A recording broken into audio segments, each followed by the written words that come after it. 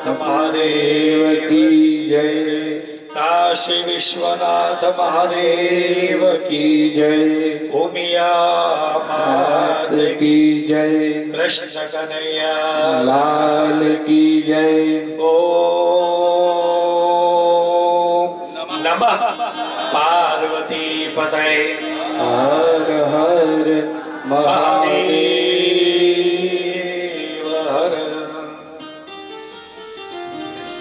शिव महापुराण कथा આપણું ત્રીજું સત્ર। કથાના યજમાન એવા શ્રી અંબાલાલભાઈ ઈશ્વરલાલ પટેલ પરિવાર, જે પોતાની માતાની પાછળ મોતીબા અને ધર્મપત્ની એવા મણિબેન ના શ્રેયાર્થે આ શિવ મહાપુરાણની કથાનું આયોજન પ્રભાસ ક્ષેત્રમાં પવિત્ર એવી આ જગ્યા,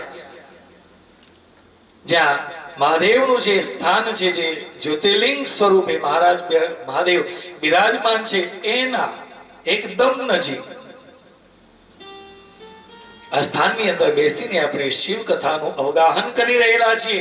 આ સવારની કથાની અંદર આપણે જોયું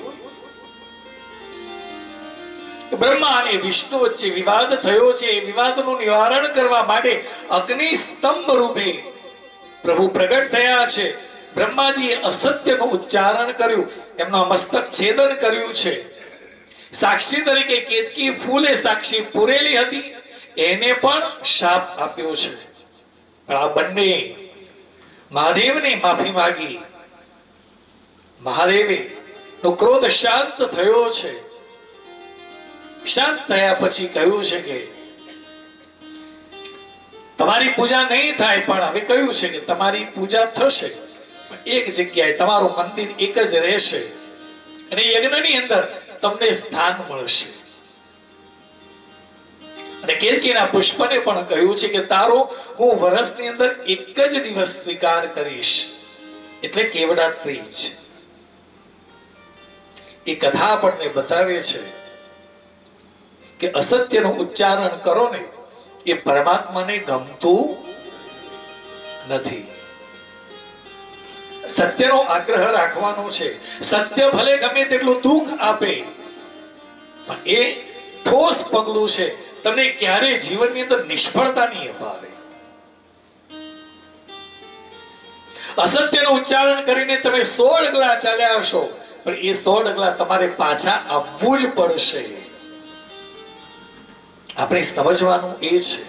અને જે દિવસે જ્યોતિર્લિંગ સ્વરૂપે ભગવાન પ્રગટ થયા, એ દિવસ છે શિવરાત્રી। એ કોઈ સામાન્ય રાત્રિ નથી, એને મહાશિવરાત્રી કહેવાય છે। જે દિવસે નિષ્કલ સ્વરૂપે, નિરાકાર સ્વરૂપે પરમાત્માનું પ્રાગટ્ય થયું છે, એ રાત્રિ મહાશિવરાત્રી છે। એટલે શિવને કોઈ સામાન્ય દેવ ન સમજતા। જે સ્થાન ઉપર શિવની કથા થાય છે, જે સ્થાન ઉપર બેસીને શિવના ગુણગાન સાંભળીએ છીએ, એ સ્થાન કોઈ સામાન્ય સ્થાન નથી, એ મહાસ્થાન બની જાય છે।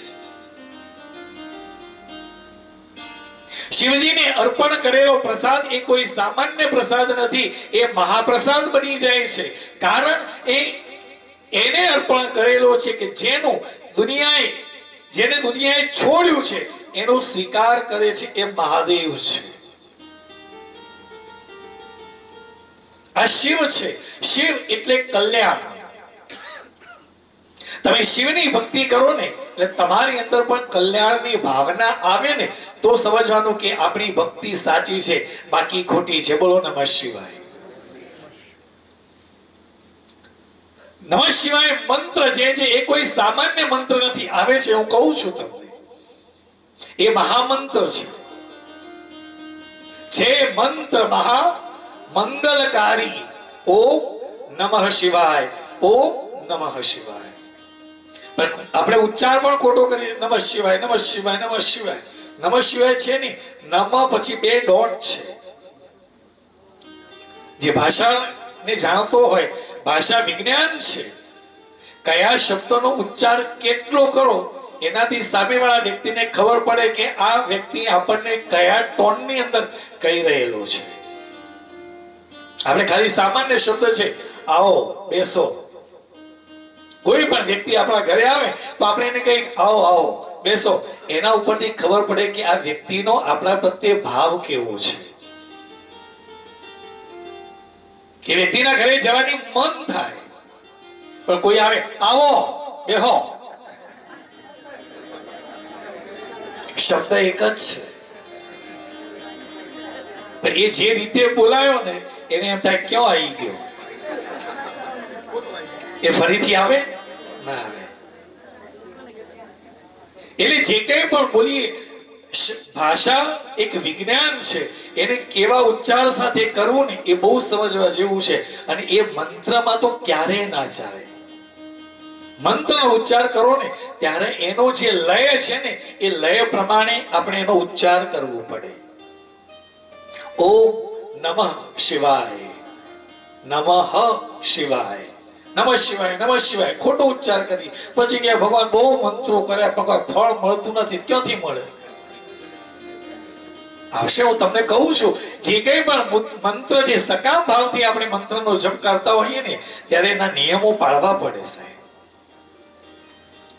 એમને ન થાય. તો પરમાત્માનો બે સ્વરૂપ છે, એક નિષ્કલ સ્વરૂપ નિરાકાર સ્વરૂપ એ શિવલિંગ છે, અને સાકાર સ્વરૂપ એ પરમાત્માનું મૂર્તિનું જે સ્વરૂપ છે મહાદેવ છે ને એ રૂપવાન છે. શિવાલયની અંદર તમે ઉત્તર ભારતની અંદર જશો તો મહાદેવના મંદિરની અંદર બંને રૂપો પધરાવેલા હોય છે, સકલ રૂપ અને નિષ્કલ રૂપ. તમે હરિદ્વાર જાઓ, કોઈ પણ મંદિરમાં જશો, એ શિવાલયની અંદર સકલ રૂપ એટલે મહાદેવ હોય, માં પાર્વતી હોય, ગણેશજી અને કાર્તિકેયજી આખો પરિવાર હોય, સકલ રૂપ છે. અને એની આગળ નિષ્કલ રૂપ નિરાકાર સ્વરૂપ પધરાવે, ત્યાં એ નિયમ છે. સકલ અને નિષ્કલ બંને રૂપ પધરાવાના છે. આપણી બાજુ એવું છે કે ખાલી મહાદેવનું શિવલિંગ જ હોય છે. નિરાકાર સ્વરૂપની ઉપાસના કરવું હોય એ થોડી અઘરી છે. એની અંદર કોઈ નિયમ નથી, પણ એની અંદર મનને સ્થિર કરવું એ બહુ અઘરું છે. મેં સવારે કહ્યું ને, આપણે હંમેશા આકૃતિને જોઈ અને આપણે પૂજા કરતા હોઈએ છીએ.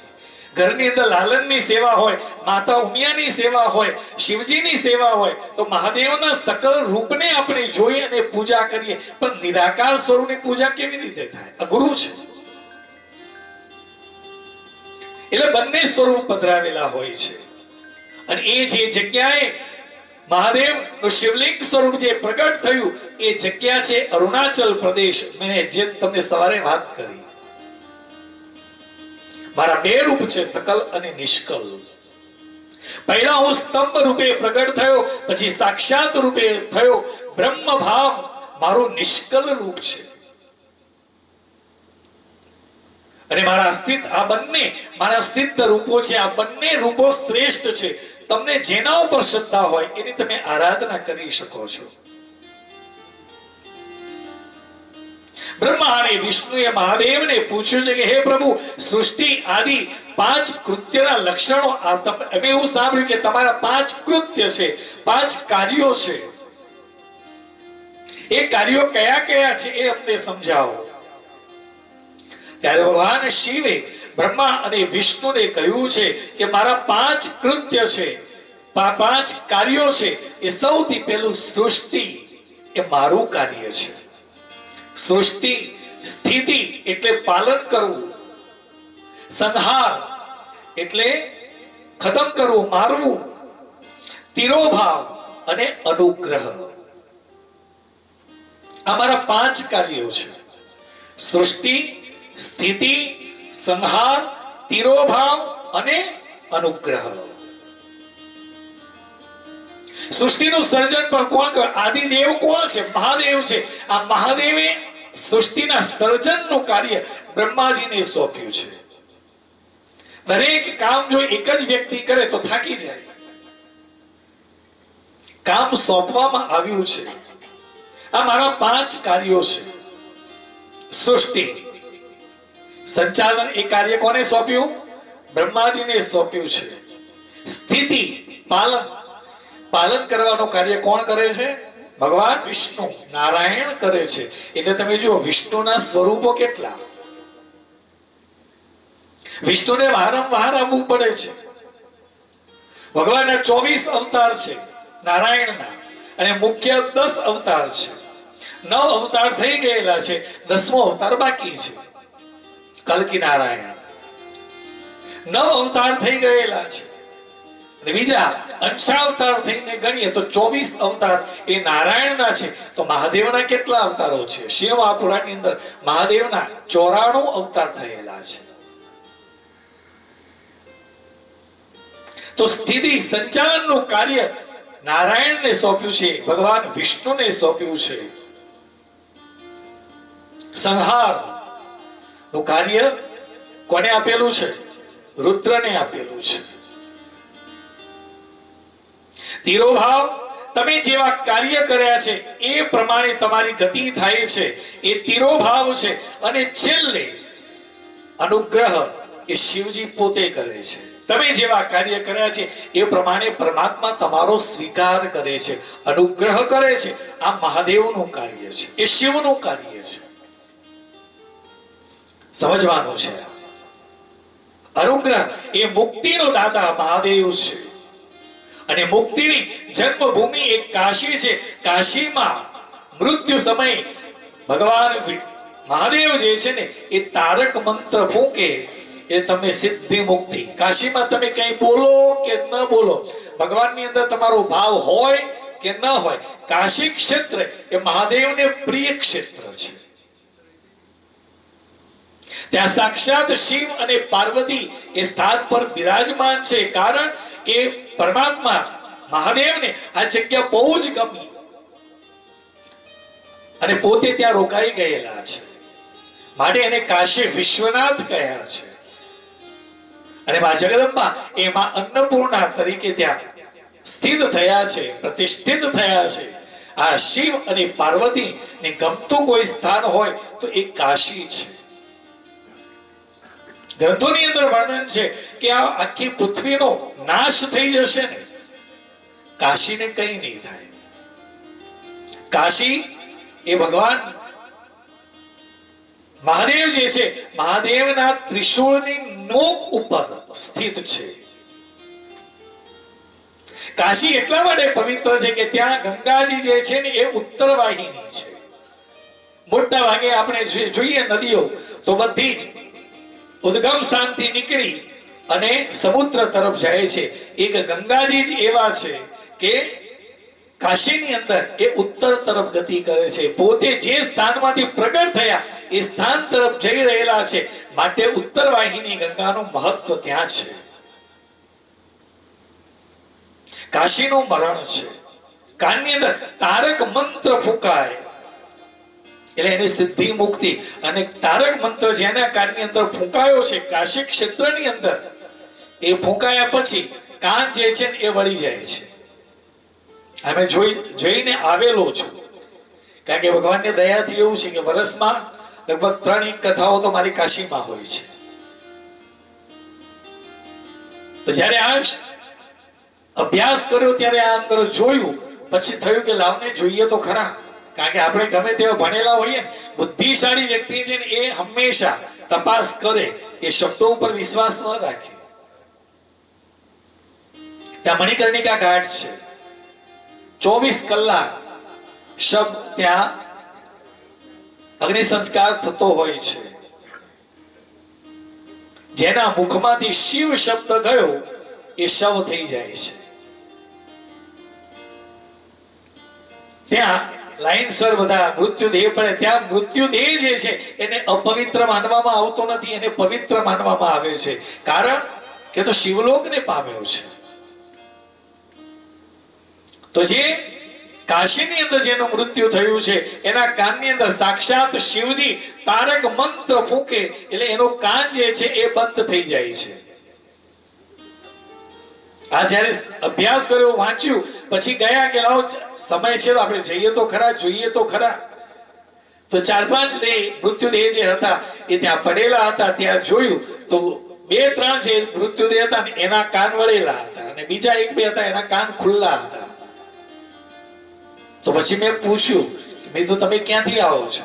તેમણે કહ્યું, કાશીથી દૂર 20 કિલોમીટરથી અમે અહીંયા આ ક્ષેત્રમાં આવ્યા છીએ, કાશીના નથી. અને જે 3 મૃત્યુદેહ હતા એ પ્રોપર કાશીમાં જ એમનું મૃત્યુ થયેલું હતું. એના કાન વળી ગયેલો હોય છે. એટલે તારક મંત્ર ફૂંક્યા પછી એ કાન બંધ થઈ જાય છે.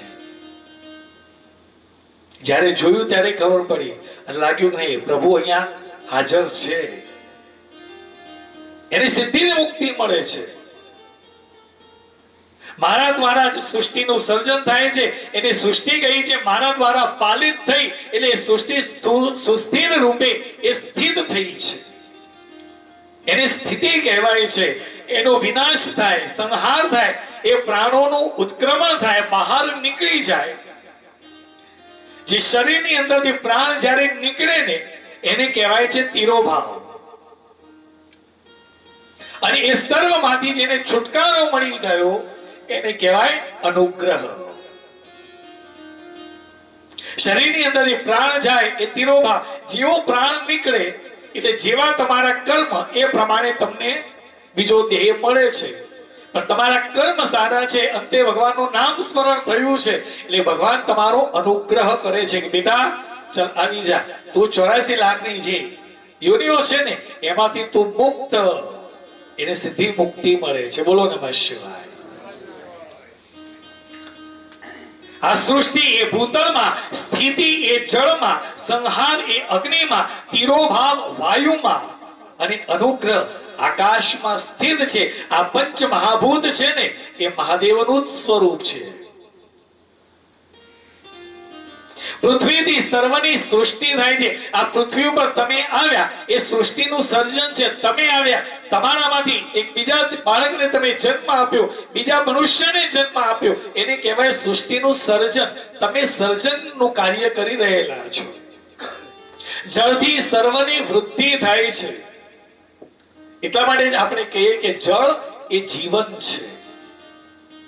કદાચ 1-2 દિવસ નહીં, અરે વર્ષ સુધી તમને ભોજન ન મળે ને તો તમે ચલાવી લેશો. ઘણા એવા લોકો છે જેને જીવનની અંદર ભોજન કર્યું જ નથી, તેમ છતાં પોતાના શરીરને ટકાવ્યું છે. પણ જળ ન મળે તો ચાલે? એક સમય સાંજનું ભોજન ન મળે તો ચાલે, પણ પાણી તો જોઈશે. તો જળ એ જીવન છે. જળથી સર્વની વૃદ્ધિ થાય છે, જીવનની રક્ષા થાય છે. અને અગ્નિ એ સર્વને ભસ્મીભૂત કરે છે. સળગાવી દે છે. જેને ભસ્મીભૂત થયો એને ગ્રહણ કોણ કરે છે? વાયુ કરે છે. અગ્નિ સંસ્કાર કરીએ એમાંથી જે ધુવાળો છે એ ક્યાં જાય છે? વાયુની અંદર ભળી જાય છે. વાયુ સર્વત્રને એક સ્થાનેથી બીજા સ્થાને લઈ જવાનું કાર્ય કરે છે. અને આકાશ સર્વને અનુગ્રહિત કરે છે. આ શિવના 5 કાર્યો છે. આ 5 મુખ, શિવજીને 5 મુખ છે. આપણે આરતી કરીએ છીએ ને, એકાનન ચતુરાનન પંચાનન રાજે, શિવ પંચાનન રાજે. નારાયણને 1 મુખ છે, ચતુર્મુખી બ્રહ્મા, અને પંચમુખ મહાદેવને છે. આ 5 મુખ દ્વારા ઓમકારનું પ્રાગટ્ય થયું છે. એની વાત કરીએ છે, કહે છે બ્રહ્મા અને વિષ્ણુને કહી રહેલા છે કે પ્રભુ કે મારા આ 5 કાર્યો છે એમાંથી મેં 2 કાર્યો તમને સોંપ્યા છે. તમે તપશ્ચર્યા કરી, તમે મને પ્રસન્ન કર્યો, મેં તમને આ 2 કાર્ય સોંપ્યા છે. તમે બંને મને ખૂબ પ્રિય છો. એવી જ રીતે મારી વિભૂતિ સ્વરૂપ રુદ્ર અને મહેશ્વરમાં મેં અન્ય 2 કૃત્ય એમને સોંપ્યા છે.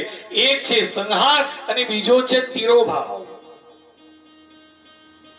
રુદ્ર જે છે એ સંહારનું કાર્ય કરે છે અને મહેશ્વર જે છે એ તિરોભાવનું કાર્ય કરે છે. બંને મારા જેવા જ સ્વરૂપ છે. પણ અનુગ્રહ રૂપી જે કાર્ય છે ને એ મેં કોઈને આપ્યું નથી, એ મેં મારી પાસે રાખ્યું છે. આ રુદ્ર અને મહેશ્વર એ પોતાના કર્મને ભૂલ્યા નથી, એ સતત મારા તરફ દ્રષ્ટિ રાખીને કાર્ય કરી રહેલા છે ને, ત્યારે આ રુદ્ર અને મહેશ્વર એ બંને મારા જેવા જ છે.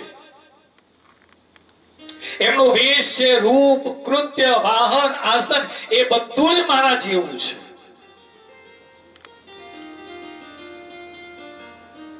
એટલે બધા જે છે ને એ બધાને રુદ્ર કે મહેશ્વર, શિવ બધા એક જ સમજે છે. ના, અહીંયા તમને ખબર પડશે કે રુદ્રનું કામ સંહાર કરવાનું છે, મહેશ્વરનું કામ એ તિરોભાવનું છે અને અનુગ્રહ શિવજી કરે છે.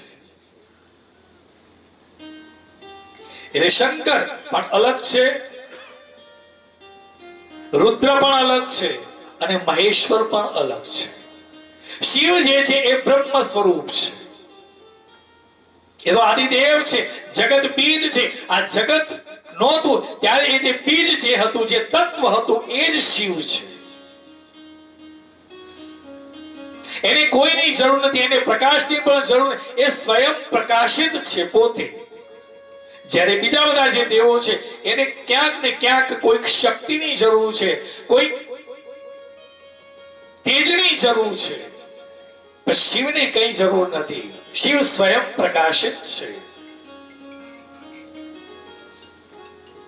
મારા પંચમુખ છે અને આ પંચમુખમાંથી સૌથી પહેલું ઓમકારનું પ્રાગટ્ય થયું છે.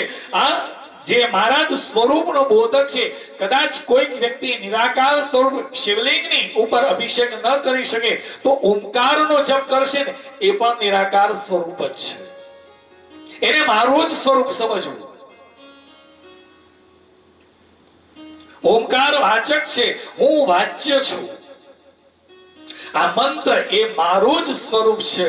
દરરોજ ઓમકારનું નિરંતર સ્મરણ કરવાથી મારું જ સદા એ સ્મરણ કરતો રહે છે. મારા ઉત્તરવર્તી મુખમાંથી અકાર, પશ્ચિમ ના મુખમાંથી મકાર, પૂર્વવર્તી મુખમાંથી બિંદુ અથવા મધ્યવર્તી બિંદુમાંથી નાદ પ્રગટ થયો છે. આ રીતે મારા 5 અવયવોમાંથી યુક્ત એવો ઓમકારનો વિસ્તાર થયો. એ આ ત્રણેય જે ચારે શબ્દો છે એનું એકીકરણ થયું, એમાંથી પ્રગટ થયો છે ઓમ, જેને આપણે પ્રણવ મંત્ર કહ્યો છે. આ મંત્ર શિવ અને શક્તિ બંનેનો બોધક છે. એમાંથી જ આ ઓમકારમાંથી જ નમઃ શિવાય મંત્રનું પ્રાગટ્ય થયું છે. એ પંચાક્ષર મંત્ર એ નમઃ શિવાય છે. એની આગળ પ્રણવ લગાવીએ ત્યારે એ ષડાક્ષર મંત્ર થાય છે ઓમ નમઃ શિવાય. એટલે નિરાકાર અને આકાર સકલ આ બંને રૂપનો બોધક જો કોઈ મંત્ર હોય તો એ ઓમ નમઃ શિવાય છે. આ પંચાક્ષર મંત્ર માતૃકા વર્ણ પ્રગટ થયા. આ 5 ભેદ વાળા છે, અ ઈ ઉ અ. આ શિરો મંત્ર આ ઓમકાર માંથી જ ત્રિપદા ગાયત્રીનું પ્રાગટ્ય થયું છે. આ ગાયત્રી માંથી જ સંપૂર્ણ વેદ પ્રગટ થયા છે અને એ વેદોમાંથી કરોડો મંત્ર પ્રગટ થયા છે. તમે વેદનો અભ્યાસ કરો ને એટલા મંત્રો છે, કરોડો મંત્ર વેદની અંદર પ્રગટ થયેલા છે. જે ભિન્ન ભિન્ન જે મંત્રો છે એ જેવા તમારી ઈચ્છા છે એ ઈચ્છા અનુસાર તમારા કાર્યને પૂર્તિ કરવા માટેના મંત્રો એ વેદોની અંદર આપેલા છે. તમારી જેવી સિદ્ધિ પ્રાપ્ત કરવી હોય એવા મંત્રનો જપ કરવો પડે. પરંતુ આ પ્રણવ અને પંચાક્ષર એ સંપૂર્ણ મનોરથોથી સિદ્ધ થાય છે. આ ઓમ નમઃ શિવાય મંત્રનો જપ કરો ને બધું જ આવી જાય છે. બીજા કોઈ મંત્ર કરવાની જરૂર નથી, કારણ કે આ મહામંત્ર છે. આ મહામંત્ર માંથી જ ગાયત્રી મંત્ર, ગાયત્રીમાંથી જ વેદ, વેદની અંદર રહેલા કરોડો મંત્રો એમાંથી પ્રગટ થયા. તો મૂળ મંત્ર કયો છે? ઓમ નમઃ શિવાય. એક જ મંત્રને વળગી રહો. કહ્યું છે બ્રહ્મા વિષ્ણુને મહાદેવે દીક્ષા આપી છે, મંત્ર દીક્ષા આપી છે ઓમ નમઃ શિવાય. નમો નિષ્કલ રૂપાય, નમો નિષ્કલ તેજસે, નમઃ સકલનાથાય, નમસ્તે સકલાત્મને, નમઃ પ્રણવ વાચ્યાય, નમઃ પ્રણવ લિંગિને, નમઃ સંધ્યા દિગત્રે ચ, નમઃ પંચમુખાયતે. એક એક મુખમાંથી એક એક શબ્દ પ્રગટ થયો, એમાંથી ઓમ પ્રગટ થયો. ઓમની અંદરથી નમઃ શિવાય મંત્ર પ્રગટ થયો અને સદાક્ષર મંત્ર બન્યો છે ઓમ નમઃ શિવાય. મહેશ્વર કહી રહ્યા છે કે આદ્રા નક્ષત્રથી યુક્ત ચતુર્દશીને દિવસે જે કોઈ પણ વ્યક્તિ આ ઓમ નમઃ શિવાય આ મંત્રનો જપ કરે છે એને અક્ષય ફળ આપનાર છે.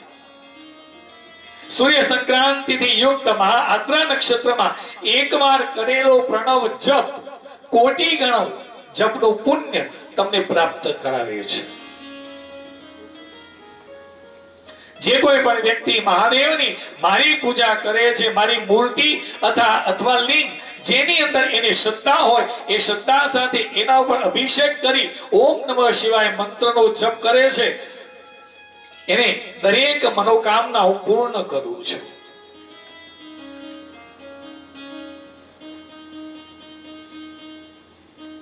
કયા કયા શિવલિંગ કેવી રીતે શિવલિંગની સ્થાપના થાય છે? અનુકૂળ સમયે, શુભ સમય, કોઈ પણ પવિત્ર નદીની પાસે જઈ ત્યાંથી માટી લાવી પાર્થેશ્વર લિંગ બનાવી તમે એના ઉપર અભિષેક કરો, એનો હું સ્વીકાર કરું છું. એવું જરૂરી નથી કે મંદિરમાં જઈને જ પૂજા કરવી. આપણે શ્રાવણ મહિનાની અંદર જોઈએ છે તો પાર્થેશ્વરની પૂજા મંદિરોમાં તો થાય છે, પણ અમુક પરિવારો સાથે બેસી અને ઘર આંગણે એ માટી લાવીને એની પૂજા કરે છે, અર્ચન કરે છે. એ વિશેષ ફળ આપનારી છે. પૂજનનો વિધિ કહેલો છે. ઓમકારની વાત કરી છે. ઓમકાર, ઓમકારમ બિંદુ સંયુક્તમ નિત્યમ ધ્યાયંતી યોગિનમ. જે યોગીઓ છે ને એ સતત ઓમકારનો જપ કરે છે. ઓમકારનો જપ કરવાનો અધિકાર સામાન્ય રીતે સંસારમાં રહેતા વ્યક્તિને નથી. કારણ એ વેદ મંત્ર જે કહેવાય ને મૂળ મંત્ર છે. વેદોક્ત મંત્રનો ઉચ્ચાર આપણે ન કરી શકીએ, આપણે પુરાણોક્ત મંત્રનો જપ કરવાનો છે. નમઃ શિવાય ને આગળ ઓમકાર લગાવીને કરી શકીએ, પણ એકલો ઓમકારનો જપ કરવો હોય ને તો એના માટે ગુરુ પાસેથી એ દીક્ષા લીધેલી હોય, ગુરુ આપણને કહે તો જ આપણે કરી શકીએ. ઓમકારનો જપ આપણાથી ન થાય. ઓમકારનો જપ એ લોકો કરી શકે છે જેને સંસારને છોડી દીધો છે અને પરમાત્માના માર્ગે આગળ વધેલા છે. એ લોકો એટલે સંન્યાસી લોકો જે છે એ ઓમકારનો જપ કરે છે. આપણને એ અધિકાર નથી. ઓમકાર સર્વ મંત્રાણામ ઉત્તમ પરિકીર્તિત ઓમકારેણ પ્લવેનૈવ સંસાર વિદિતરિષ્યતિ. બધા જ મંત્રોમાં ઓમકાર એ ઉત્તમ મંત્ર કહ્યો છે. ઓમકાર રૂપી હોડીની અંદર બેસી આ સંસાર રૂપી સાગરને તરી શકાય છે. પણ મેં કહ્યું ને કે સૌથી પહેલા રિટાયર્ડ થયેલા છો, જવાબદારીમાંથી મુક્ત છીએ. હવે સંસાર પ્રત્યે આપણું લક્ષ્ય ધીરે ધીરે ઓછું થતું જાય છે. પ્રભુ તારા માર્ગે જ આગળ જવું છે તો તમે ઓમકાર નો જે મંત્ર છે એ તમે જપી શકો છો. પણ એના માટે મેં તમને કહ્યું ને કોઈ ગુરુ પાસેથી એ મંત્ર લીધેલો હોવો જોઈએ, શીખવો પડે, એમને ન કરી શકાય. આ ઓમકારની અંદર 3 અક્ષર છે, અ, ઉ અને મ. જ્યારે ઉચ્ચાર કરીએ ત્યારે એ ત્રણેય અક્ષર સાથે આવવા જોઈએ. એક પણ અક્ષર રહી જાય એ ઓમકાર પૂરો ન થાય. જ્યારે પણ ઉચ્ચાર કરીએ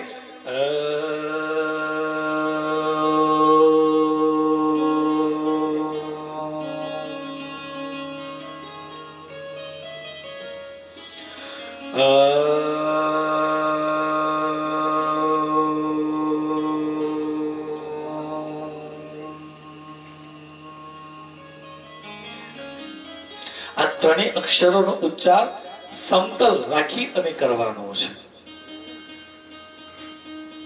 એને જો સાચી રીતે કરવામાં આવે તો તમારી દરેક મનોકામના પૂર્ણ કરનાર છે. તમને મોક્ષ આપનાર પણ આ મંત્ર છે, પ્રણવ ઓમકાર. જીવાત્માની ત્રણ સ્થિતિ એ વિશ્વ, તેજ અને પ્રાણ. આ અનુક્રમે અકાર, ઉકાર અને મકાર થી વ્યક્ત થાય છે. ઓમકારની અંદર અકાર ઉપર જો ભાર આપવામાં આવે મૂકી તો એ આધિ ભૌતિક ઐશ્વર્યની પ્રાપ્તિ થાય છે. જેને ઈશ્વરીય સુખ સુવિધા જોઈએ છે એને અકારને ખેંચવાનો છે, ઉ અને મને મૂકી દેવાના છે, ધીરે રહીને ઉચ્ચાર કરવાનો છે. ભૌતિક સુખ સુવિધા જોઈતી હોય, ભૌતિક ઐશ્વર્યની પ્રાપ્તિ કરવી છે, એને ઓમકારની અંદર અને અ ઉપર ભાર મૂકીને ખેંચવાનો છે, ઉ અને મને છોડી દેવાના છે.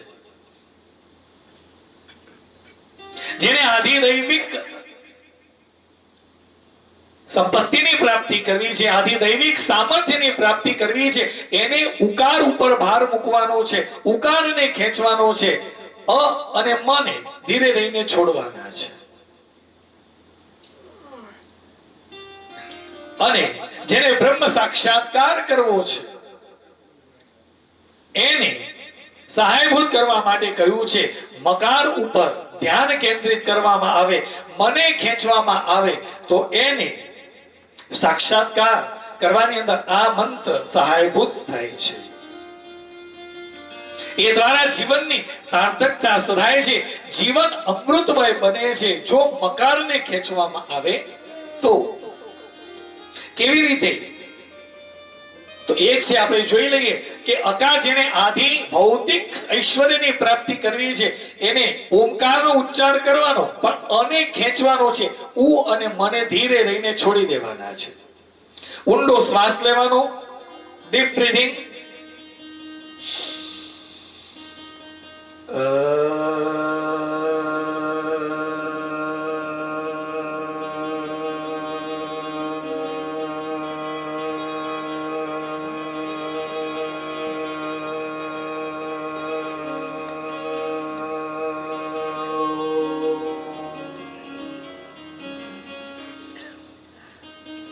અને ખેંચવાનો.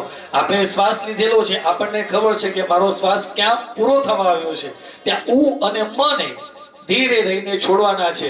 એવું નહીં કે અ એકલો કર પછી બસ ઉ અને મ છોડી દીધા, એમ નહીં છોડવાના. ઉ અને મ બોલવાના છે, પણ કેવા? ધીરે રહી એને પૂરું કરવાનું છે. અ ઉ મ. આધિદૈવિક આદિ ભૌતિક ઐશ્વર્યની પ્રાપ્તિ કરવી છે એના માટે, જેને આદિ દૈવિક સામર્થ્ય ની પ્રાપ્તિ કરવી છે એને ઉને ખેંચવાનો છે. કેવી રીતે? ઊંડો શ્વાસ લેવાનો આપણે.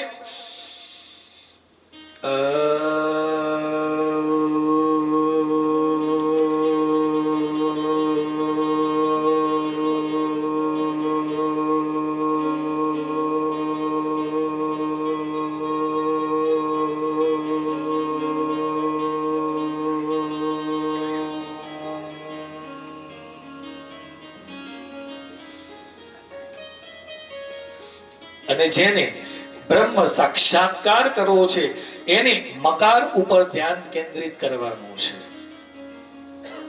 મકારને ખેંચવાનો છે. કેવી રીતે? ફરીથી એક વાર જોઈ લઈએ. ઊંડો શ્વાસ લેવાનો.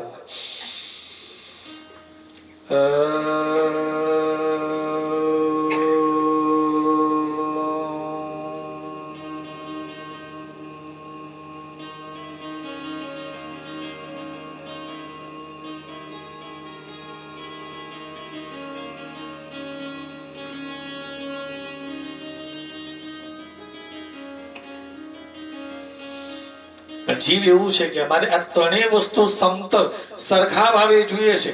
તો આ ત્રણેય અક્ષરનો ઉચ્ચાર જે કરીએ બધાનો સરખો સરખો એક લય લઈ અને એને પૂરો કરવાનો છે. એ કરો તો તમને આદિ ભૌતિક, આદિ દૈવિક અને બ્રહ્મ સાક્ષાત્કારનો અનુભવ તમને થઈ શકે છે. આ ઓમકાર, આ ત્રણેય માત્રાઓ જે છે એ માનવ શક્તિનું પ્રતીક છે. ઇન્દ્રિયથી થતા કર્મો, મનથી થતા કર્મો અને બૌદ્ધિક કર્મો, આ ત્રણેય કર્મોને ઓમકાર પ્રભાવી અને તેજસ્વી બનાવે છે. આપણા ત્રણ કર્મો છે. કયા? ઇન્દ્રિયથી થતા કર્મો. આપણે આંખેથી કઈ જોયું, કાનેથી કઈ સાંભળ્યું અને કોઈ કાર્ય કરીએ એ ઇન્દ્રિયજન્ય કર્મ છે. બીજું, મનથી થતા કર્મો, બોલતા નથી પણ થઈ જાય છે. કદાચ કોઈક વ્યક્તિનું તમને વર્તન ન ગમ્યું, તમે મનથી એના વિશે કંઈક બોલ્યા, એ પણ બંધન છે. અને ત્રીજું, બૌદ્ધિક કર્મો, બુદ્ધિથી થતા કર્મો. આ ત્રણેય કર્મો ઓમકાર દ્વારા પ્રભાવિત અને તેજસ્વી. એ ત્રણેય કર્મોને પ્રભાવી બનાવવા હોય ઓમકારનો જપ કરો. ઓમકાર સિવાયના બધા જ મંત્રો જે છે ને એ લંગડા છે, અધૂરા છે. ઓમકાર પૂર્વક કરેલા કોઈ પણ કર્મો એ સાત્વિક બને છે. માટે આપણે જે મંત્ર કરીએ ને એ મંત્રની આગળ ઓમ લગાવવામાં આવ્યું છે. એકલો ઓમકાર નથી કહ્યું. ઓમ નમઃ શિવાય, ઓમ નમો ભગવતે વાસુદેવાય, ઓમ ઐમ રીમ ક્લીમ ચામુંડાય વિચ્છે. જે મહામંત્ર છે એની આગળ ઓમ લગાવવામાં આવે છે. મહત્વનું છે. એટલા માટે જ કહ્યું કે ઓમકારમ બિંદુ સંયુક્ત નિત્યમ ધ્યાયંતી યોગિનો. યોગીઓ છે એ સતત નિત્ય એનો જ ધ્યાન કરે છે. કામદમ, કામનાઓ પણ પૂર્ણ કરે, મોક્ષદમ, મોક્ષ પણ આપે, ચૈવ ઓમકારાય નમો નમઃ. આ શ્રેષ્ઠ મંત્ર કયો છે ઓમકાર. આ સમગ્ર વિશ્વ જે છે એ ઓમમાં સમાઈ જાય છે. ઈચ્છા સિદ્ધિ અને મોક્ષની પ્રાપ્તિ બધું જ એમાં સમાવિષ્ટ થાય છે. તેવા ઓમકારનું યોગીઓ છે ને એ સતત એનું ધ્યાન કરે છે. કોઈ પણ યોગી, મહાપુરુષો, વિદ્વાનો, સંન્યાસીઓ ઓમકારનો જપ કરે, એમનું મૃત્યુ થાય ને, એમના મૃત્યુ પછી જ્યારે એમને સમાધિ આપવામાં આવે ને, સમાધિની ઉપર શિવલિંગ સ્થાપવામાં આવે છે. કારણ સતત એનો જ ધ્યાન કરતા કરતા નિજરામ ગમન કર્યું છે. ઓમકારમ પ્રભવાદેવા. એટલા માટે ઉપનિષદોએ ઉદ્ઘોષ કર્યો છે ઓમકારમ પ્રભવાદેવા. ઓમકારનો પ્રભાવ દેવો પણ કરી રહેલા છે. ઓમકારમ પ્રભવા સ્વરા. ઓમકારનો ઉચ્ચાર કરવાથી તમારો સ્વર, તમારો અવાજ પણ શુદ્ધ થાય છે, સ્પષ્ટ થાય છે. ઘણી બધી વ્યક્તિઓ બોલે ને એ ભાષા ખબર ન પડે કે શું બોલી ગયા. સ્પષ્ટ ભાષા, સ્પષ્ટ ઉચ્ચાર કરવો હોય તો કહ્યું છે કે ઓમકારનો જપ કરો. સ્પષ્ટ ભાષા તમારી થશે. ઓમકારમ પ્રભવાદેવા. ઓમકારના ઉચ્ચારથી દેવો પ્રભાવિત થાય છે. ઓમકારમ પ્રભવા સરસ્વરા.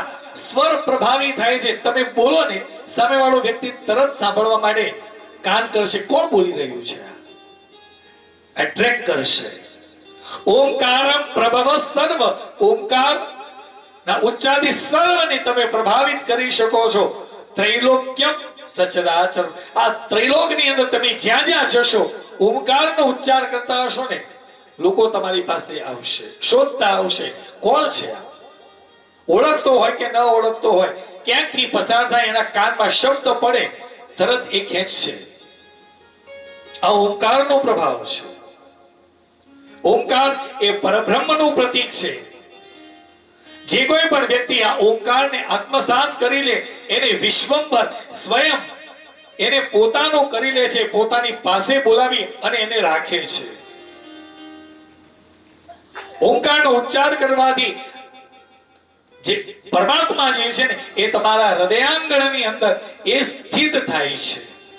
તમારા હૃદયની અંદર આવીને બેસે છે અને એના પ્રભાવથી તમારા દરેક કાર્ય પૂર્ણ થાય છે. અને હવે તો રિસર્ચ થયું છે કે જે કોઈ પણ વ્યક્તિ ની અંદર ઈગો હોય, કે અત્યારે દરેક વ્યક્તિને એટીટ્યુડ તમે જુઓ ને બહુ જ છે. બે પૈસા આવે ને એટીટ્યુડ આવી જાય, અને એ એટીટ્યુડ આવે, અહંકાર આવે, સમજી દેવાનો પડવાનો છે. સંપત્તિ આવે અને એટીટ્યુડ ન આવે, ઈગો ન આવે, તો સમજવાનું કે પરમાત્માની કૃપા છે. પણ બહુ ઓછા લોકોમાં જોવા મળે છે. બહુ અઘરું છે એને પચાવી, સંપત્તિ પચાવી પણ બહુ અઘરી છે. કહ્યું છે કે જે કોઈ પણ વ્યક્તિની અંદર ઈગો, એટીટ્યુડ વધારે હોય, અહંકાર વધારે હોય, અભિમાન વધારે હોય, અને એને અહંકાર ઉપર કંટ્રોલ કરવો હોય, તો શાસ્ત્રકારો કહે છે કે એને ઓમકારનો જપ કરવો. એનો એટીટ્યુડ થશે. અને એટીટ્યુડ છે કે અહંકાર છે ને એ ક્ષણિક હોય છે, બહુ લાંબો ટકતો નથી. જેને ઓછો કરવો છે એના માટે કહ્યું છે કે ઓમકારનો જપ કરો. માણસ શાંત થશે, સરળ થશે, કહેલું છે. શિવજી કહે છે કે પેલા મારા મુખમાંથી આ પ્રગટ થયો છે. ઓમકાર એ દ્રાસલિંગની, ઓમકારની પૂજા જો તમે કરો એ દ્રાસલિંગની પૂજા છે. જ્યારે મૂર્તિની પૂજા એ પંચાક્ષર મંત્રનો જે જપ કરો, પંચાક્ષર મંત્રની પૂજા કરો ને એ સકલ રૂપ છે. ઓમકાર એ નિરાકાર સ્વરૂપ છે. કહેલું છે જે કોઈ પણ વ્યક્તિ મારી આ મંત્રની પૂજા કરે છે, આ મંત્રનો જપ કરે છે, એને દરેક કાર્ય હું પૂર્ણ કરું છું. એના પછી પંચાક્ષર મંત્રની વાત કરતા કહ્યું છે કે જો દરરોજ વ્યક્તિ આદરપૂર્વક 10,000 પંચાક્ષર મંત્ર નમઃ શિવાય મંત્રનો જપ કરવામાં આવે, બંને સંધ્યા સમય 1,000 મંત્રનો જપ કરે, તો એને શિવપદની પ્રાપ્તિ થાય છે. સવારે અને સાંજે 11 માળા તમે કરો, સીધા શિવલોકમાં જશો. બીજું કઈ કરવાની જરૂર નથી. એવું શિવ મહાપુરાણ કહે છે. પણ મેં કહ્યું એમ મંત્રની જ્યારે ઉપાસના કરીએ છીએ, વેદોક્ત મંત્રનો જ્યારે ઉચ્ચાર કરવો હોય ને ત્યારે નિયમો પાળવાના છે. વેદોક્ત મંત્રનો અધિકાર એ બ્રાહ્મણોને આપેલો છે. કારણ એ પોતે યજ્ઞોપવિત ધારણ કરી ગુરુની પાસે જઈ અને એ જ્ઞાનની પ્રાપ્તિ કરે છે. પાઠશાળામાં જઈ વેદોના ઉચ્ચાર શીખે છે. વેદોનો ઉચ્ચાર સામાન્ય વ્યક્તિ ન કરી શકે. એનો અધિકાર એ બ્રાહ્મણને આપવામાં આવેલો છે. અહીંથી જયારે વેદોક્ત મંત્રનો ઉચ્ચાર થતો હોય ત્યારે આપણને ખબર ન પડે. ઓમ દેવ શાંતિરાંતરિક્ષગો શાંતિ પૃથિવી શાંતિરાપઃ શાંતિરો ગદયઃ શાંતિ વનસ્પતયઃ શાંતિર્વિશ્વે દેવાઃ શાંતિ બ્રહ્મ શાંતિ સર્વગો શાંતિ શાંતિરેવ શાંતિ સામા શાંતિરેધિ જતો યતઃ સમીહસે તતો નો અભયં કુરુ ષન્નઃ ગુરુ પ્રજાભ્યો વયં નઃ પશુભ્યઃ ઓમ શાંતિ શાંતિ શાંતિ. આ શાંતિ મંત્ર છે. એ અધિકાર બ્રાહ્મણને છે. તમારે જો એ મંત્રનો જપ કરવો હોય તો કહ્યું છે કે સૌથી પહેલા યજ્ઞોપવિત ધારણ કરો, ત્રિકાળ સંધ્યા કરો, અને પછી એ જપ કરો તો એ તમને ફળ આપનાર છે. પણ આપણે સીધું બધું લઈ લેવું છે તો ક્યાંથી મળે? આજે આપણે આટલા બધા મંત્ર જપ કરીએ છીએ, આપણને એમાં સફળતા મળતી નથી. એની પાછળનું કારણ નિયમ ખબર નથી. વેદોક્ત મંત્રનો ઉચ્ચાર કરવો છે, ગાયત્રી મંત્રનો ઉચ્ચાર કરવો છે, તો કહ્યું છે ગાયત્રી મંત્ર તમને ફળ આપે, ચોક્કસ આપે, પણ નિયમ ફોલો કરો છો? યજ્ઞોપવિત ધારણ કરી નહીં. મંત્રની અંદર તો કહેલું છે કે જ્યારે મંત્રનો ઉચ્ચાર કરો ને ત્યારે હોઠ પણ ફફડવા ન જોઈએ. નિયમ છે. ગુરુએ આપેલો મંત્ર જાહેરમાં ન બોલાય, એ ગુરુએ તમને આપેલો છે. આપણે તો તમે કયા મંત્રનો જપ કરો છો? અમે તો ઉમિયા માતાનું નામ દઈ અને માળા કરીએ છીએ, અમે ઓમ નમઃ શિવાય બોલીએ છીએ. તમે જે મંત્ર કરતા હો ને એ મંત્ર કોઈને કહેવાય જ નહીં. એ તમારો મંત્ર છે, ગુરુએ આપેલો મંત્ર છે. તમે બીજાને ન કહી શકો. ગાયત્રી મંત્રનો ઉચ્ચાર તમે ન કરી શકો. નિયમ છે વેદની અંદર કે હોઠ પર ફફડવા ન જોઈએ, મનમાં એ મંત્ર ચાલવો જોઈએ.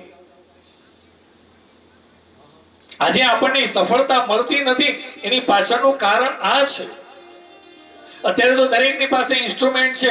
યુટ્યુબ ઉપર તમે જો મંત્રો ધમધોકાર ચાલી રહેલા છે. ગાયત્રી મંત્ર સૂર્યોદયથી સૂર્યાસ્ત સુધી થાય. સૂર્યાસ્ત થયા પછી ગાયત્રી મંત્રનો ઉચ્ચાર ન થાય. લોકો ઘરની અંદર મશીન ફિટ કરીને 24 કલાક ગાયત્રી મંત્ર ચાલુ ન કરાય, દોષ છે. સૂર્યાસ્ત પછી એ મંત્રને બંધ કરી દેવો પડે. કારણ ગાયત્રી મંત્ર એ સૂર્યની ઉપાસનાનો મંત્ર છે, કોઈ દેવીનો મંત્ર નથી. પણ હવે એવી ઘૂસી ગયેલું છે, બધા કરે છે, કરો તારે. પણ સમજ્યા પછી, મારું કહેવાનું એ છે, સમજ્યા પછી કરો. ગાયત્રી મંત્રનો જ્યારે તમે ઉચ્ચાર કરો ને ત્યારે કોઈ પણ મંત્ર, ગાયત્રી મંત્રની ઓમ નમઃ શિવાય છે કે શ્રી કૃષ્ણ શરણમ મમ, ઓમ નમો ભગવતે વાસુદેવાય, ઓમ ઐમ હ્રીમ ક્લીમ ચામુંડાય વિચ્છે, આ મંત્ર કોનો છે? આપણે કહીએ માતાજીનો છે. માતાજીના બીજ મંત્રો કયા? ખબર નથી. દેવી ભાગવત સાંભળો તો ખબર પડે. ઐમ હ્રીમ અને ક્લીમ, આ મહાસરસ્વતી, મહાલક્ષ્મી અને મહાકાલી ના 3 બીજ મંત્ર છે. ઐમ હ્રીમ અને ક્લીમ. તો એ મંત્રનો ઉચ્ચાર કરવો છે તો પ્રોપર ઉચ્ચાર સાથે કોઈ ગુરુ પાસે પહેલા શીખો અને પછી કરો. એમને ન કરાય અને ગમે ત્યાં બેસીને ન કરાય. મંત્ર કરવાની પણ એક સમય હોય છે, એક સ્થાન હોય છે અને એક માળા હોય છે. આપણે તો સમય આવે એટલે માળા બદલીએ. એક માળા ઘેર રાખી છે, એક ગાડીમાં રાખી છે અને એક દીકરાના ત્યાં જવું ત્યાં રાખી છે. ખોટી વાત છે. જો જઈએ તો અમારી એક એક માળા, એક સ્ફટિકની છે, એક તુલસીની છે અને એક રુદ્રાક્ષની છે. કોઈને ખોટું ન લાગે ને મહારાજ? અરે તને લાગે છે સાહેબ, આ બધા દેવો એક જ છે. એક માળા રાખને, એક માળા, એક મંત્ર, એક આસન અને એક સ્થાન, તો તમને એ ફળ આપે. આજે આપણે પવિત્ર સ્થાન ઉપર બેઠેલા છીએ, કથાનું શ્રવણ કરે, કારણ કે આ એક જ સ્થાન ઉપર કેટલા લોકોએ અહીંયા તપશ્ચર્યા કરી છે. એના પરિપાક રૂપે આ જગ્યાની ઉર્જા એટલી બધી વધી જે આપણને અહીંયા ખેંચી લાવે છે. એટલે આપણે આપણને અનુકૂળ થાય એવી રીતે આપણે માળાઓ બદલીએ એમ નહીં. માળા એક જ હોવી જોઈએ, મંત્ર એક હોવો જોઈએ, આસન એક હોવું જોઈએ અને સમય એક હોવો જોઈએ. તો એ મંત્ર તમને ફળદાયી છે, બાકી ન કરે. થોડું કડવું લાગશે, અઘરું લાગશે, પણ બાપજી આવું તો બહુ અઘરું પડે. તો એ તો છે જ. કઈક વિશેષ વસ્તુની પ્રાપ્તિ કરવી છે તો પછી નિયમને ફોલો કરવો પડે. ગમે ત્યાં ન થાય. આપણા આસનનો ઠેકાણો ન હોય. ભગવાન આગળ બેસીએ ત્યારે હોય, પછી નીચે સોફા ઉપર બેસીએ, પગ લંબા કરીને બેસીએ, ન બેસાય. આ નવરાત્રીના અનુષ્ઠાન વખતે મેં જોવું ને, લોકો વાતો કરતા કરતા ગાયત્રી મંત્રો લખતા હોય. અરે ન લખાય. પવિત્રતા જોઈએ, શુદ્ધતા જોઈએ અને પછી લખો. ભલે 10 મંત્ર લખીએ પણ માતાજીની આગળ બેસી, શુદ્ધ વસ્ત્રો પરિધાન કરેલા છે, આસન પર બેસીને પછી લખો. આ તો બાર બોકડા ઉપર બેહી મંત્રો લખો. બસ આ ચોપડીઓ જ ભરવાની છે. અને પાછા કે મહારાજ અમે દિવસ 12 મહિનાની 12 ચોપડી ભરું છું, પણ બધું પોણીના રેલે છે.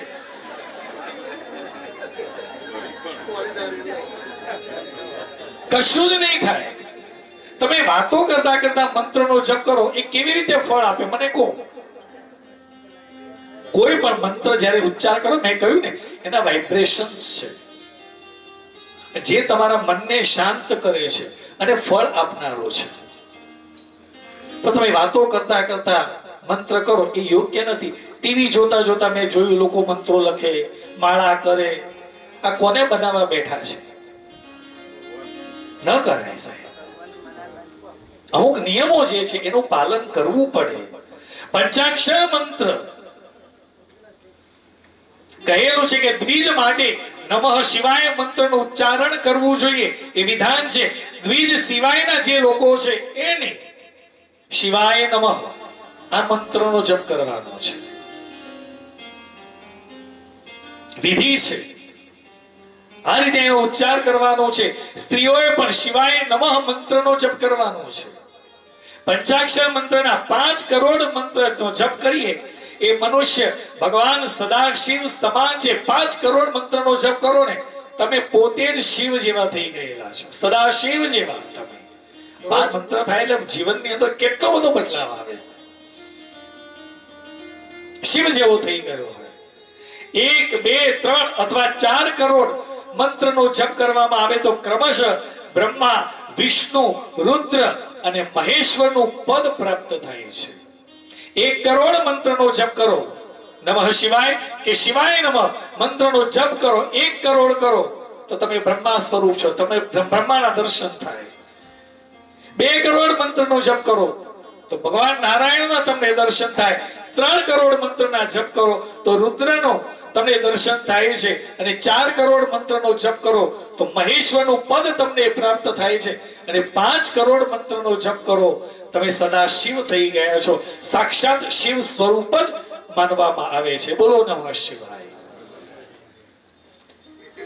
1000 દિવસમાં દરરોજ 1000 ઓમ નમઃ શિવાય મંત્રનો જપ જો કરવામાં આવે, આવી રીતે 10 લાખ મંત્ર જપ પૂરા થાય તો, અને બ્રાહ્મણને પ્રતિદિન ભોજન કરાવવામાં આવે તો આ મંત્ર તમને જે તમે ઈચ્છા કરો છો ને એ ઈચ્છાની પૂર્તિ કરનારો થશે. મનથી તમે કઈ ઈચ્છા વ્યક્ત કરી એ તરત પૂરી થશે. શિવ મહાપુરાણ કહે છે બ્રાહ્મણો માટે તો કહ્યું છે બીજા કોઈ મંત્રનો જપ કરો કે ન કરો, બ્રાહ્મણે ગાયત્રી મંત્રની ઉપાસના કરવી જોઈએ, જપ કરવા જોઈએ. આ ગાયત્રી મંત્રની ઉપાસના કરવાથી ક્રમશઃ એ બ્રાહ્મણ શિવ પદને પ્રાપ્ત કરે છે. કોઈ મંત્ર નાનો કે મોટો છે જ નહીં, બધા જ મંત્રો શ્રેષ્ઠ છે. આપણે એમ મળે છે, વિષ્ણુના ઉપાસકો કહે છે કે અમારા માટે મંત્ર કયો? ઓમ નમઃ ભગવતે વાસુદેવાય. શિવના જે ભક્તો છે કે નમઃ શિવાય શ્રેષ્ઠ છે. માતાજીનો છે કે ઓમ ઐમ રીમ ક્લીમ ચામુંડાય વિચ્છી. અને બધા જ મંત્રો શ્રેષ્ઠ છે. એક મંત્ર ઉપર શ્રદ્ધા રાખી તમે સતત જપ કરો, તમારી ઈચ્છા, તમારી મનોકામના પૂર્ણ કરનારી થશે. શિવ મહાપુરાણ કહે છે. એના પછી ઋષિઓએ પૂછેલું છે કે શિવની પૂજા રાત્રિનું મહત્વ ખૂબ છે. અને વાત તદ્દન સાચી છે. શિવની પૂજા રાત્રે થાય. એટલા માટે જો શિવરાત્રીની માં જોઈએ 4 પ્રહરની પૂજા છે. શાંતિ હોય, કોઈ જ નહીં, તમે અને પ્રભુ. અમાસના દિવસે ઘણી જગ્યાએ જોયું છે કે શિવ મહિમ્નના પાઠ થાય છે. અમાસના દિવસે શિવની પૂજા કરો, માં ભદ્રકાળીની પૂજા કરો, શ્રેષ્ઠ માનવામાં આવી છે. રાત્રિની પૂજા શ્રેષ્ઠ છે. એનું કારણ, જ્યારે તમે અંધકારની અંદર બેસો ને તમારું મન તરત સ્થિર થશે. કારણ બીજું કશું જ દેખાતું નથી, તમે છો અને પરમાત્મા છે. અને જ્યાં પ્રકાશ છે ને ત્યાં ઉપાસના ન થઈ શકે. તમે રાત્રે સૂઈ ગયેલા હો, લાઈટ બંધ હોય, અને રાત્રે 2 વાગે કોઈ આવીને લાઈટ ચાલુ કરે, તરત તમે કહો કોણ છે આ?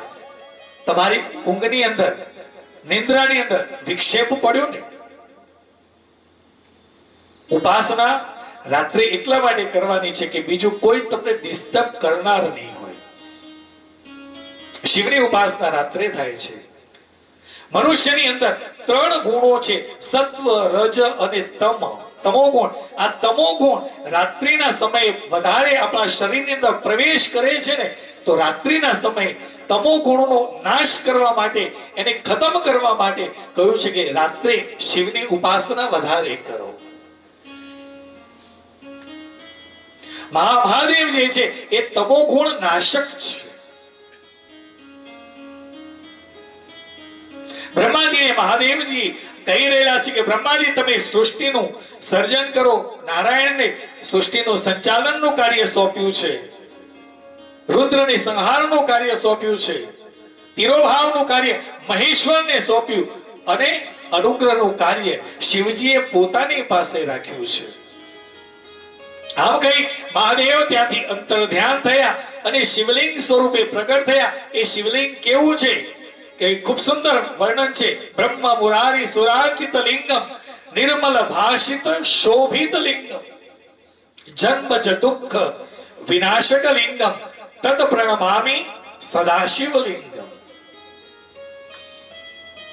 આ શિવલિંગની કથા ગઈ, મંત્રનો મહિમા કયો છે. એના પછી સૂતજીએ સમક્ષ આ ઋષિ મુનિઓએ પ્રશ્ન કર્યો છે, પૂછ્યો છે કે આપણા ભારતમાં કેટલા તીર્થો છે, આપણા ભારતની અંદર કેટલી નદીઓ છે. અને સૂતજી આ નદીઓનું વર્ણન કરતા કહે છે, આપણને બધાને ખબર છે કે પવિત્ર નદીઓ કઈ ગંગા, સિંધુ, સરસ્વતી છે, યમુના, ગોદાવરી, નર્મદા, કાવેરી, સરયુ, મહેન્દ્ર તનયા, ચર્મણવતી, વેદિકા, ક્ષિપ્રા, વેત્રવતી, મહાસુર નદી, ખ્યાતા, જયા, ગંડકી, પૂર્ણા, પૂર્ણ જલે સમુદ્ર સહિતમ સ્નાનમ સદા મંગલમ.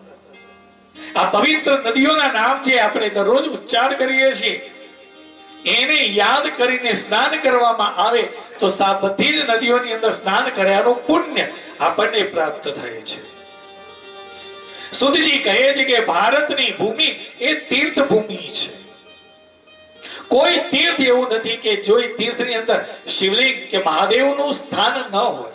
જે કોઈ પણ તીર્થ ક્ષેત્રમાં જશો ત્યાં મહાદેવ છે જ. જ્યાં મહાદેવ છે ત્યાં માતાજીનું પણ સ્થાન છે. આ બે શિવ અને શિવા, આ બંને શક્તિઓ દરેક તીર્થ ક્ષેત્રની અંદર બિરાજમાન છે. તમે હરિદ્વારમાં જાઓ, આ હરિદ્વાર શિવજીને પ્રાપ્ત કરવા છે તો એના માટે 4 ધામની અંદર પ્રવેશ કરવો હોય તો સૌથી પહેલા તમારે ક્યાં જવું પડે? હરિદ્વાર. આ હરિને પ્રાપ્ત કરવા માટેનું દ્વાર જો કોઈ હોય તો હરિદ્વાર છે. આપણે હરિદ્વાર કેટલી વખત ગયા, કેટલી વખત ગયા, કેટલી જગ્યાએ દર્શન કર્યા. હમણાં હું કહું છું એમાં કોક તો જગ્યા બાકી જ હશે. હાય હાય મારા, અમને તો ખબર જ નથી. તો એ તો છે તારે. જે કોઈ પણ તીર્થ ક્ષેત્રમાં જઈએ ને ત્યાં એ તીર્થની, એ સ્થાનની એક દેવી હોય, એના દર્શન કેટલાય કર્યા. હરિદ્વારનું નામ છે માયાપુરી. કેટલાને ખબર છે? કોઈને ખબર નહીં. ખાલી 7 પવિત્ર નદીઓના નામ સ્થાન બોલી તો હરિદ્વાર નું નામ છે માયાપુરી. અને એ માયાપુરી જે નગરી છે એની અધિષ્ઠાત્રી દેવી, એ શક્તિપીઠ છે, એ માયાદેવી. કેટલાય દર્શન કર્યા ખબર જ નહીં મહારાજ. અમે તો મનસા દેવી ગયા, ચંડી દેવી ગયા, નીલકંઠ ગયા, માયાદેવીના દર્શન કર્યા. જેમ અમદાવાદ જઈએ તો અમદાવાદની નગરની દેવી કોણ? ભદ્રકાલી, જે સેન્ટરમાં બેઠેલી છે, એના દર્શન કરો. હરિદ્વારમાં ગયા, આપણને ખબર જ નથી. બાપજી અમે તો ગંગાજીમાં સ્નાન કરી હરકી પોળીથી જઈને પાછા. નહીં, સૌથી પહેલું કહ્યું છે હરિદ્વારની અંદર જાઓ, કેટલાક સ્થાન છે એના દર્શન તો અચૂક કરવા. શક્તિપીઠ છે માયાદેવી, એના દર્શન કરો. સેન્ટરમાં છે, હરકી પોળીથી 2 મિનિટ થાય. ખૂબ સુંદર મંદિર છે, ચારે બાજુ ખુલ્લી જગ્યા છે, સુંદર મંદિર છે. કોઈ ભીડ હોતી જ નથી, કારણ કે કોઈને ખબર જ નથી. બધા નીલકંઠ દોડે છે. પણ ગામની દેવી જે છે માયાદેવી, એના દર્શન કરો. કેટલાક સ્થાનો હરિદ્વારમાં છે જેના દર્શન કરવા જોઈએ.